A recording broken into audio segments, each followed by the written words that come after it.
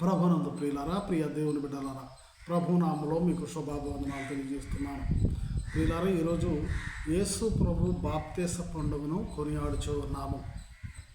ప్రియులారా, యేసు ప్రభు వారు బాప్తీసం తీసుకున్నటువంటి రోజును మనము స్మరించుకుంటూ ఉన్నాము.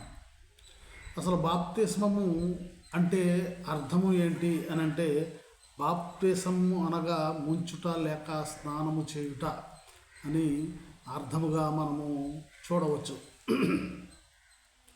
దీని గురించి అసలు బాప్తిస్మము ఏ విధంగా పొందాలి, మరి ముఖ్యంగా చాలామంది క్రైస్తవ సహోదరులు ఆర్సీఎం సంఘ వారిని మరి చిన్నపిల్లలకు బాప్తిస్మం ఇస్తారు, అలాగే చిలకరింపు బాప్తిస్మం ఇస్తారు. ఆ విధమైనటువంటి బాప్తిస్మం ఇవ్వకూడదు, ముంచిన బాప్తిస్మం ఇవ్వాలి. అలాగే వయసు వచ్చిన తర్వాత బాప్తిస్మము ఇవ్వాలి, వారు ఎదిగిన తర్వాత 18 సంవత్సరాలు దాటిన తర్వాత ఇవ్వాలి. కానీ మరి చిన్నపిల్లలకు బాప్తిస్మం ఇస్తే వారికి ఏమీ తెలియదు కదా, వారిలో పాపమేముంటుంది, చిన్నపిల్లలు నా దగ్గరకు అనేవ్వండి దేవుడు చెప్పాడు, వారిలో పాపమేముంటుందని వారు ప్రశ్నిస్తున్నారు. అది తప్పు అని వారు అంటున్నారు. దాన్ని గురించి మనం బైబిల్ నుంచి కొన్ని విషయాలను తెలుసుకుందాం. దేవుడు నాకు ఇచ్చిన జ్ఞానాన్ని బట్టి మరి బైబిల్ నుండి కొన్ని విషయాలు తెలుసుకుందాం. మార్కు శుభవార్త 13వ అధ్యాయము 31వ వచనంలో చెప్తున్నాడు, ఆకాశమును భూమిను గతించును కానీ నా మాటలు గతింపవు అని చెప్తున్నాడు. అలాగే యెహోషువ గ్రంథము 1వ అధ్యాయము 7వ వచనంలో చూసినట్లయితే యెహోషువతో అంటున్నాడు, మరి నీవు ధర్మశాస్త్రమంతటి చొప్పున మోషేకు ఆజ్ఞాపించిన ధర్మశాస్త్రం అంతటి చొప్పున చేయాలి. ఈ ధర్మశాస్త్ర గ్రంథమును నీవు బోధించాలి అందరికీ. దాని నుండి ఏది కూడా తప్పిపోకుండా నువ్వు చేసినట్లయితే నేను నీకు తోడై ఉంటాను అని దేవుడు యెహోషువకు చెబుతూ ఉన్నాడు. ప్రియులారా, అలాగే ఆ యెహోషువ మోషేలతో చెప్పినటువంటి ధర్మశాస్త్రంలోనే కాకుండా స్వయంగా యేసు ప్రభువారు చెబుతున్నాడు. లోకా శుభవార్త 16వ అధ్యాయము 17వ వచనంలో ధర్మశాస్త్రములో ఒక పొల్లైనను తప్పిపోవుట కంటే ఆకాశమును భూమియు గతించిపోవుట సులభము అని చెప్తున్నాడు. ప్రియులారా, ఈ ధర్మశాస్త్రము ఈ బాప్తిస్మముల గురించి పురాతన కాలం నుండి మనం చూసినట్లయితే ఏం చెబుతుంది, ధర్మశాస్త్రంలో ఏం రాయబడి ఉంది?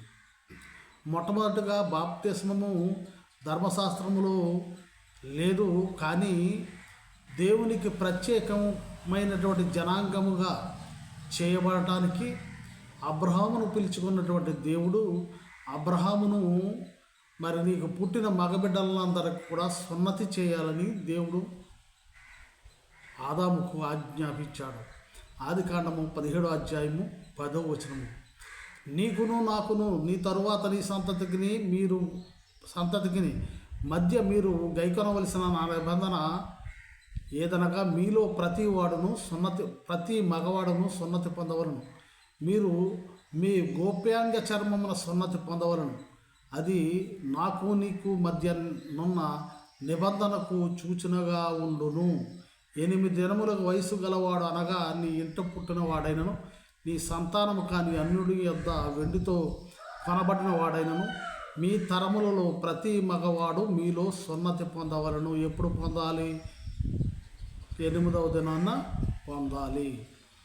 అప్పుడే మీరు ఆ పొందటము శుద్ధి చేయుట, మగవారి యొక్క మర్మావయవాన్ని మరి పైన ఉన్నటువంటి చర్మాన్ని కట్ చేయటమే సున్నతి అని చెప్పి దానిని మరి కత్తిరించుకున్న వారు మాత్రమే నా ప్రజలు అని దేవుడు ఆనాడు చెప్పాడు. అదే దేవుడు ఆజ్ఞాపించినట్లుగానే ఆదాము చేశాడు. ఆదికాండం 21వ అధ్యాయము 4వ వచనం, మరియు దేవుడు అబ్రహాము ఆజ్ఞాపించిన ప్రకారము అతడు 8 దినముల వాడైన ఇస్సాకు అను తన కుమారునికి సున్నతి చేశాను. అక్కడతోటి అప్పటి నుంచి కూడా ఈ సున్నతి అనేది ఆచారముగాను, ఆ సున్నతి ద్వారా దేవునికి అంకితమైనటువంటి బిడ్డలుగా మరి అవుతున్నారు ఆ సున్నతి కార్యక్రమం ద్వారా. ఆ విధంగా దేవుడు తన సంతతులు, తన జనాంగము, తన ప్రత్యేకమైనటువంటి జనాంగాన్ని ఆ సున్నతి ద్వారా ఏర్పరచుకున్నాడు. అదే ప్రకారముగా యేసు ప్రభు వారు కూడా లోక శుభవార్త 2:21 ఆ శిశువునకు సున్నతి చేయవలసిన 8వ దినము వచ్చినప్పుడు గర్భమందాయన పడకమునకు దేవదూత చేత పెట్టబడిన యేసు అను పేరు వారు ఆయనకు పెట్టిరి. మోషే ధర్మశాస్త్రము చొప్పున వారు తమ్మును శుద్ధి చేసుకుని దినములు గడిచినప్పుడు ప్రతి తొలిచూలు మగపిల్ల ప్రభువునకు ప్రతిష్ఠింపబడవనని ప్రభు ధర్మశాస్త్రము వ్రాయబడినప్పుడు ఆయనను ప్రభువునకు ప్రతిష్ఠించుటకును ప్రభు ధర్మశాస్త్రము చెప్పబడినట్లు గొవ్వల జతనైనను 2 పావురముల పిల్లలను బలిగా సమర్పించుటకు వారు ఆయనను యెరూషలేముకు తీసుకుని యేసు ప్రభు వారికి కూడా 8వ దినమున సున్నతి చేసినట్లుగా మనము లోక శుభవార్త 2:21 మనము చూడవచ్చు ప్రియులారా. అనగా దేవుని యొక్క జనాంగములు చేరటానికి ఈ సున్నతి కార్యక్రమాన్ని దేవుడు ఆనాటి ప్రజలకు పెట్టారు. అదే సున్నతిని చిన్న వయసులో దేవుడు 8వ దినమున యేసు ప్రభువారు మరి సున్నతి చేసుకొని దేవుని యొక్క బిడ్డగా మరి ఆయన జనాంగములో చేరాడు ప్రియులారా. మరి అయితే ఈ చిన్న పిల్లలకు బాప్తిస్మము ఇవ్వటానికి గల కారణం, చిన్నపిల్లల్లో పాపం ఉంటుందా, ఆ పాపం లేని వారికి చేయవలసినటువంటి ఈ కార్యక్రమం ఎందుకు చేయాలి అనేది మనం ఒకసారి చూసినట్లయితే మరి నిర్గమకాండము 20:5 ఏలయనగా నీ దేవుడని యెహోవా నగునను రోషము గల దేవుడును నన్ను ద్వేషించు వారి విషయంలో 3-4 తరముల వరకు తండ్రుల దోషమును కుమారుల మీదికి రప్పించుదును. ఇది తండ్రుల దోషము కుమారుల మీదకి రప్పిస్తానని దేవుడే స్వయంగా చెబుతున్నాడు ప్రియులారా. అందుకని విలాపవాక్యాలు 5:7 మా తండ్రులు పాపము చేసి గతించిపోయిరి, మేము వారి దోష శిక్షను అనుభవించుచున్నాము. 2వ సమూయేలు గ్రంథము 12 మరి 9 నుండి మన క్రింది వచనాల వరకు మనము అనగా 14 వరకు చూసినట్లయితే మరి దావీదు తప్పు చేస్తాడు. దావీదు తప్పు చేసినందుకు మరి దేవుడు శిక్షను ప్రకటిస్తాడు. కానీ దావీదు తప్పు చేస్తే అతని కుమారుని శిక్షించినట్లుగా మరి మనము బైబిల్ గ్రంథంలో చూడవచ్చు ప్రియులారా. అలాగే 1వ రాజుల గ్రంథము 11 మరి 9 కాడ నుంచి చూసినట్లయితే ఇజ్రాయేల్ దేవుడైన యెహోవా అతనికి 2 మార్లు ప్రత్యక్షమై ఎవరికి? సొలొమోనుకి నీవు ఇతర దేవతలను వెంబడింపవలదని అతనికి ఆజ్ఞాపించిన సొలొమోను హృదయము ఆయన యొద్ద నుండి తొలగిపోయాను. యెహోవా తనకిచ్చిన ఆజ్ఞను అతడు గైకొనకపోగా యెహోవా అతని మీదికి కోపగించి సెలవిచ్చినది ఏమనగా నేను నీతో చేసిన నిబంధనను కట్టడను నీవు అనుసరింపకపోవట నేను కనుగొని ఉన్నాను కనుక ఈ రాజ్యము నీకుండకుండా నిత్యముగా తీసివేసి నీ దాసునికి ఇచ్చేదను. అయినను నీ తండ్రి అయిన దావీదు నిమిత్తము నీ దినములయందు నేను అలాగున చేయక నీ కుమారుని చేతిలో నుండి దాన్ని తీసివేసేదను అని చెప్తున్నాడు. మరి అలాగే ప్రియులరా ఇంకా మనము 1వ రాజుల గ్రంథము 21 23 నుంచి 29 చూసినట్టయితే ఇక్కడ అహాబు మరి పరమ దుర్మార్గుడు. ఆ దుర్మార్గుడైతే దాని చేత నీకు శిక్ష వస్తుందని దేవుడు ప్రకటించినప్పుడు అహాబు అయ్యో నేను ఈ విధంగా మరణం చెందుతానా, ఈ విధంగా నాకు మీదకి శిక్ష రాబోతుందని పశ్చాత్తాపడినప్పుడు మరి దేవుడు మరలా ఇలా చెప్తున్నాడు. 1వ రాజుల గ్రంథం 21:28-29 యెహోవాకు తిష్బీయుడైన ఏలీయాకు ప్రత్యక్షమయ్యేలా సెలవిచ్చెను. అహాబు నాకు భయపడి వినయముగా ప్రవర్తించుట చూచితివా? నాకు భయపడి అతడు వినయముగా ప్రవర్తించుట చేత ఆ అపాయమును అతని కాలములో నందు సంభవింపకుండా ఆపి అతని కుమారుని కాలమందు అతని కుటుంబాల మీదకి దానిని రప్పించదను అని చెప్తున్నాడు ప్రియులారా.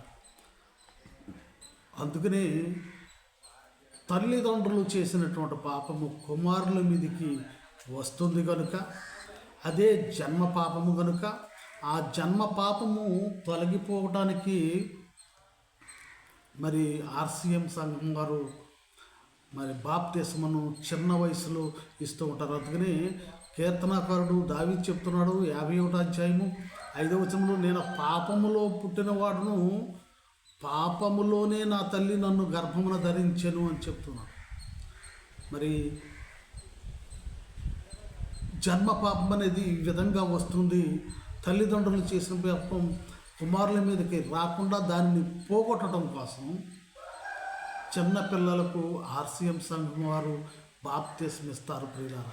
అది ప్రతి ఒక్కరికి తెలుసు. అయితే వారికి ఏమీ తెలియదు కదా. వారు వయసు వచ్చిన తర్వాత ఏ విధంగా వారు మరలా తమ తప్పుల గురించి బాప్తిస్మం పొందాలంటే ఆర్సిఎం సంఘములో ప్రతి దివ్య పూజా బలిలో కూడా ఆ ప్రక్రియ కొనసాగుతూనే ఉంటుంది. పాప క్షమాపణ ప్రక్రియ, పాపముల ఒప్పుకోలు ప్రక్రియ ఎప్పుడూ కూడా ప్రతి దివ్య పూజ బలి ప్రతిరోజు కూడా జరుగుతూ ఉంటుంది కనుక దానిని బిడ్డలు ఎదిగే కొద్దీ మరి ఆర్సిఎం సంఘములో భద్రమైన అభ్యంగం ద్వారా దివ్య సప్రసాదం ద్వారా వారు నూతనీకరించబడతారు ప్రియులారా. మరి అందుకు నిమిత్తమే చిన్నపిల్లలు బాప్తిస్మం ఇవ్వవలసినటువంటి అవసరము ఉన్నది ప్రియులారా. ఇంకను ఆ బాప్తిస్మం ఏ విధంగా ఇవ్వాలి? ముంచుడు బాప్తిస్మేనా, యేసుప్రభు వారు యొర్దాను నదిలో మునిగినట్లు మునగల, లేదా చిలకరింపు బాప్తిస్మం అని దాన్ని ఒకసారి మనం చూసినట్లయితే 1వ రాజుల గ్రంథము 4వ అధ్యాయము 33వ వచనంలో ఇది హిస్సోపు మొక్క, దాని గురించి చెప్తున్నాడు. 33వ వచనం, లెబానోనులో ఉండు దేవదారు వృక్షము వలనే కానీ గోడలో నుండి మొలుచు హిస్సోపు మొక్కనే కానీ చెట్లన్నిటిని గురించి అతడు రాశాను. హిస్సోప్ అనేది ఒక చెట్టు యొక్క కొమ్మని, హిస్సోప్ అనేది ఒక మొక్కని, దాని యొక్క మండను తీసుకొని ఆనాడు మరి ఆ జలములలో ముంచి, ఆ రక్తములో ముంచి పాపక్షమాపణ నిమిత్తము వారి మీద ఇజ్రాయేల్ మీద చల్లేటటువంటి వారు తద్వారా పాపక్షమాపణ కలిగేది. రక్తంలో ముంచవసరం లేదు, నీళ్లలో ముంచవసరం లేదు, చల్లటం ద్వారా కూడా వారు పాపముల నుండి విముక్తులవుతారు. నిర్గమకాండము 12వ అధ్యాయము 22వ వచనంలో, మరియు హిస్సోపు కుంచె తీసుకొని పళ్ళెములో ఉన్న రక్తంలో ముంచి ద్వారబంధపు పైకమ్మికిని 2 నిలువుల కమ్ములకును పళ్ళెములోని రక్తమును తాకింపవలను. తరువాత మీలో ఎవరును ఉదయం వరకు తన ఇంటి ద్వారం నుండి బయటకు వెళ్ళాలి. అంటే ఆ రక్తంలో ముంచినటువంటి ఆ మండ, ఆ చెట్టు యొక్క కొమ్మను రక్తంలో ముంచి అది చల్లటం ద్వారా మరి దానికి రక్షణ కలుగుతుందని చెప్తున్నారు. సంఖ్యాకాండం 19వ అధ్యాయం 18వ వచనంలో అపవిత్రుని 17 నుంచి 19-17 నుంచి, అపవిత్రుని కొరకు వారు పాప పరిహారార్థమైన హోమభస్మలోనిది కొంచెం తీసుకుని రావాలను. పాత్రలో వేయబడిన ఆ భస్మం మీద ఒకడు పారు నీళ్లు పోయవలను. తరువాత పవిత్రుడైన ఒకడు హిస్సోపు తీసుకొని ఆ నీళ్లలో ఉంచి ఆ గుడారం మీదను దానిలోని సమస్తమైన ఉపకరణల మీదను అక్కడనున్న మనుష్యుల మీదను ఎముకనే కానీ నరకబడిన వారినే కానీ శవమునే కానీ సమాధినే కానీ ముట్టిన వారి మీదను దానిని ప్రోక్షింపవలను. అపవిత్రులైన వారందరి మీద కూడా దానిని చల్లటం ద్వారా వారు పవిత్రులుగా చేయబడతారు. అందుకనే కీర్తనకారుడు అంటాడు 51 కీర్తనలు 51:7లో చెప్తున్నాడు, నేను పవిత్రుడనట్లు హిస్సోపుతో నా పాపము పరిహరింపము అని చెప్తున్నాడు. అలాగే హెజ్కేలు గ్రంథంలో 36వ వచనంలో చెప్తున్నాడు, 36వ అధ్యాయము 25వ వచనంలో చెప్తున్నాడు, మీ అపవిత్రత యావత్తు పోవునట్లు నేను మీ మీద శుద్ధ జలములను చల్లుదును అంటున్నాడు. ఇక్కడ చల్లిన బాప్తిస్మమా ముంచిన బాప్తిస్మమా అన్నది ముఖ్యం కాదు. ఏ బాప్తిస్మం ద్వారా అయినా కానీ దేవుడు తన ప్రజలను రక్షింపడానికి ఏ బాప్తిస్మం ద్వారానైనా అది ఆ పాపముల నుండి విముక్తి కలగడానికి చల్లుట ద్వారా కూడా మరి దానిని పరిహరించగలడు దేవుడు. ప్రియులారా, అసలు బాప్తిసము అని అంటే బాప్తిసం ఎందుకు తీసుకుంటున్నామంటే ఒక మార్గము నుండి పాప మార్గములో నుంచి మంచి మార్గములో నడవటానికి బాప్తిసం తీసుకోవాలి. ప్రియులారా, అంటే మారు మనసు పొందావు, దేవునిలోని నీవు వస్తున్నావు అనే దానికి సంకేతముగా, గుర్తుగా సంఘములోని సభ్యుడుగా నీవు బాప్తిసము పొందాలి. మారు మనసు పొంది, మారు మనసు ముఖ్యం ప్రియులారా. అంతేగాని నువ్వు ముంచుడు బాప్తిసం తీసుకుంటేనే పరలోకానికి వెళ్తావు, యేసు ప్రభువులానే నువ్వు మరి మునగాలి అని అంటే, మరి యేసు ప్రభువారు మన సున్నతి చేయించుకున్నాడు. సున్నతి చేయించుకుంటేనే కానీ నువ్వు మరి పరలోకానికి యేసు ప్రభువులాగానే ఉండాలంటే యేసు ప్రభు సున్నతి చేయించుకున్నాడు. సున్నతి చేయించుకున్న వారు ఎంతమంది ఉన్నారు మన క్రైస్తవ సహోదరులు అంటే ఎవరూ చేయించుకోవటం లేదు. అది మరి ఇజ్రాయేలు అంటే సాయిబులు తప్ప మరి ఎవరు కూడా సున్నతి చేయించుకోరు. అంటే క్రైస్తవులు ఎవరో సున్నతి చేయించుకోవటం లేదు. మరి ఇప్పుడు చెప్పేటటువంటి వారందరూ కూడా యేసు ప్రభు వారు నీటిలో మునిగే బాప్తిసం పొందాడు, అలాగనే మనం పొందాలి. అలాగైతేనే మనకు రక్షణ వస్తుంది. లేకపోతే వెళ్ళమంటే మరి యేసు ప్రభు వారు సున్నతి చేయించుకున్నాడు. సున్నతి చేయించుకుంటేనే కానీ మనం రక్షణ పొందలేము కదా. అది ముఖ్యం కాదు. ఏ విధంగా నీవు బాప్తిసం పొందామనేది ముఖ్యం కాదు, నీలో మారు మనస్సు ముఖ్యమని చెప్తున్నాడు. అందుగురించే పేతురు అపోస్తల కార్యాలు 10:44 పేతురు మాట్లాడుతున్నప్పుడు అన్యజనులందరి మీద కూడా పరిశుద్ధాత్మ వచ్చిందంట. ప్రియులారా, పేతురు ఈ మాటలు ఇంకనూ చెప్పుచుండగా అతని బోధ విన్న వారందరికీ 44 అపోస్తల కార్యాలు 10:44 పేతురు ఈ మాటలు ఇంకనూ చెప్పుచుండగా అతని బోధ విన్న వారందరి మీదకి పరిశుద్ధాత్మ దిగి వచ్చును. సున్నతి పొందిన వారిలో పేతురుతో కూడా వచ్చిన విశ్వాసులందరూ పరిశుద్ధాత్మ వరము అన్యజనుల మీద సైతము కృమ్మరింపబడుట చూచి విభ్రాంతి నొందిరి. ఏలయనగా వారు భాషలతో మాట్లాడుచు దేవుణ్ణి ఘనపరుచుచుండగా వినిరి. అందుకు పేతురు, మనవలే పరిశుద్ధాత్మను పొందిన వీరు బాప్తిసం పొందకుండా ఎవడైనను నీళ్లను ఆటంకము చేయగలడని చెప్పి వారందరికీ కూడా బాప్తిసం ఇచ్చినట్లుగా చూస్తున్నాం. వారు యేసు ప్రభువును విశ్వసించారు, వారు మారు మనసు పొందారు, పవిత్రాత్మ వచ్చింది. బాప్తిసం తీసుకున్నా తీసుకోకపోయినా వారి మీద బాప్తిసం వచ్చింది. మరి యూదులు అయినటువంటి మన పేతురు గారు వారితో పాటు ఉన్నటువంటి సున్నతి పొందారు, నీటి వలన బాప్తిసం పొందారు, ఆత్మ వలన పొందారు. ముందుగా నీటి ద్వారా పొందారు, తర్వాత ఆత్మ ద్వారా పొందారు. సున్నతి చిన్నప్పుడే పొందారు. కానీ వీరేమీ పొందకుండానే పవిత్రాత్మ దేవుడు యోపే నగరంలో వారందరి మీదకి, కొర్నేలి ఇంటి వారి అందరి మీద కూడా వచ్చినట్లుగా మనము చూడాలి. అందుకనే ఆయన యందు విశ్వాసముచ్చేవాడెవడో వాడు ఆయన నామం మూలముగా పాప క్షమాపణ పొందునని ప్రవక్తలందరూ ఆయన గురించి సాక్ష్యం ఇచ్చి ఉన్నారని పేతురు గారు అంటున్నారు. పిల్లలు, అందుకనే అపోస్తల కార్యాలు 1:5 యేసు ప్రభువు శిష్యులతో అంటున్నారు, యాహాను నీళ్లతో బాప్తిసం ఇచ్చిన కానీ కొద్ది దినములలో మీరు పరిశుద్ధాత్మలో బాప్తిసము పొందుదురని నువ్వు ప్రియులారా.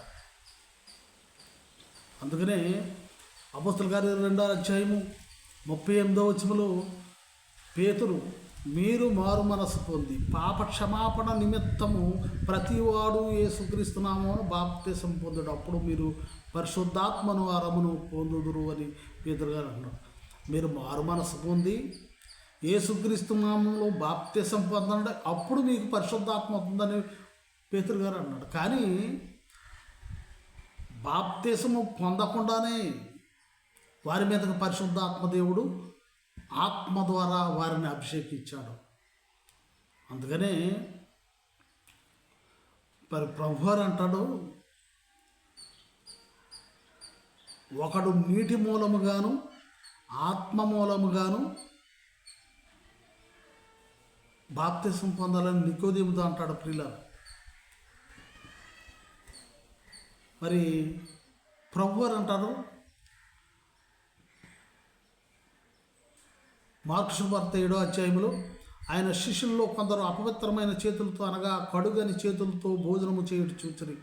పరిసయ్యులు యూదులను పెద్దలను పారంపర్యానుచారమును బట్టి చేతులు కొనుక్కుంటేనే కానీ భోజనం చేయరు, మరియు వారు సంత నుండి వచ్చినప్పుడు నీళ్లు చల్లుకుంటేనే కానీ భోజనం చేయరు. ఇదియుగాక గిన్నెలను కుండలను ఎత్తడి పాత్రలను పాచన ప్రతులలో మంచములని కూర్చబడి ఉన్నది. నీళ్లలో కడుగుట, మూల భాషలో ఎత్తడి పాత్ర బాప్తిసము. కడుగుట, నీళ్లలో కడగటం అంటే బాప్తిసమని మొదలగు అనేక ఆచారములను వారు అనుసరించేటడు వారు. అప్పుడు యేసుప్రభు వారు అన్నారు, మీరు పెద్దల ఆచారాలను కాదు, మీ హృదయము పరిశుద్ధంగా ఉండాలని క్రింది వచనాల్లో మనం చెప్తున్నాడు. మీరు మానవులు కల్పించినటువంటి పద్ధతులు కాదు, మీలో ఖచ్చితమైనటువంటి మారు మనసు కలగాలి, హృదయ పరివర్తన చెందాలని చెబుతూ ఉన్నాడు ప్రియులారా.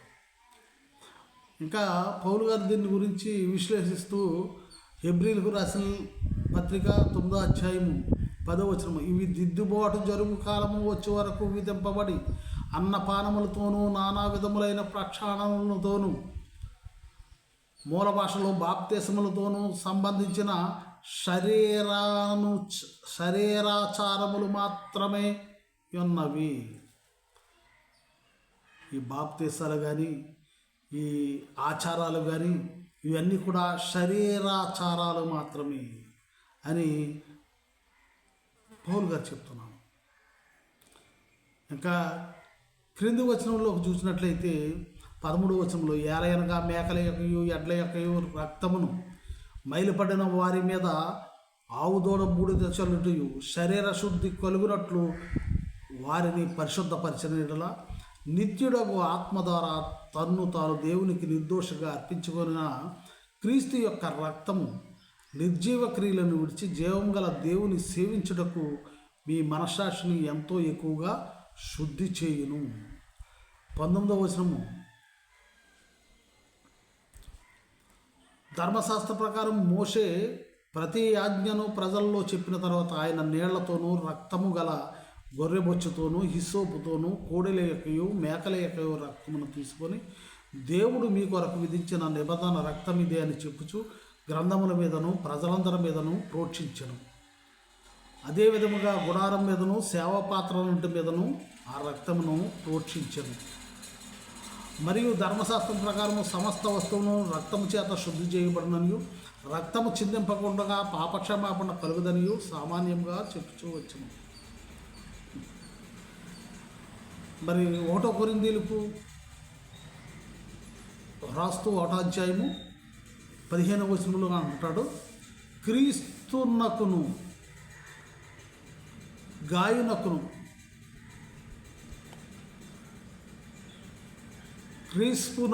గాయునకును తప్ప మరి ఎవరికి నేను బాప్తిసమే లేదు. అందుకై దేవునికి కృతజ్ఞాస్తుతులు చెల్లించుచున్నాను. స్తెఫను ఇంటి వారికి బాప్తిసం ఇచ్చితను, వీరికి తప్ప ఎవరికైనాను బాప్తిసం ఇచ్చితనేమో నేను ఎరుగును.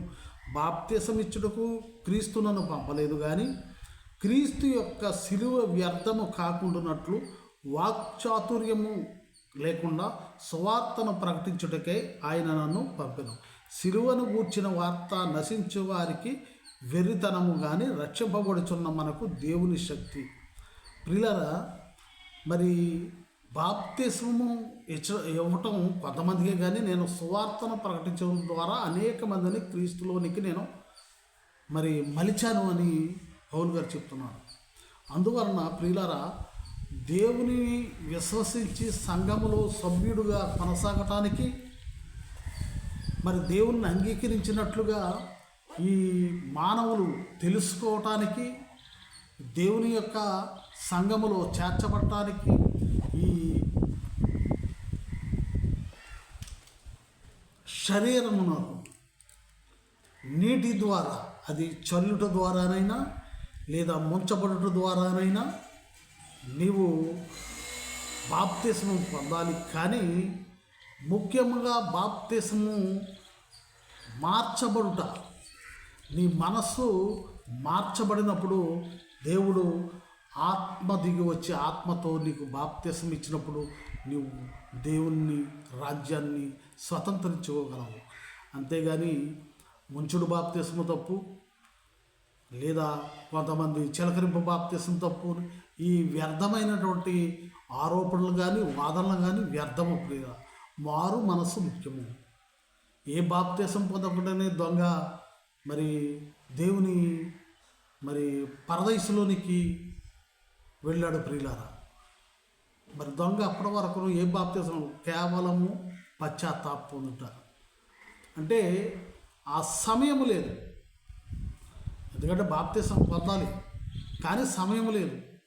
అయినా దేవుడు అతన్ని నీటి బాప్తిస్మం పొందకుండానే తన యొక్క మారు మనసు ద్వారా దేవుడు మరి పరదైసుకు తీసుకువెళ్ళాడు. మరి నీవు బాప్తిస్మం పొందటం ముఖ్యమే, కానీ నీ మనస్సు మారాలని దేవుని వాక్యం సెలవిస్తుంది. అలాగే చిన్న పిల్లలకు కూడా బాప్తిస్మం పొందాలని దేవుని వాక్యం చెబుతుంది. ప్రియులారా, అందును బట్టి మనము మన మనస్సును దేవుని యొక్క ఆత్మ ద్వారా బాప్తిస్మం పొందాం.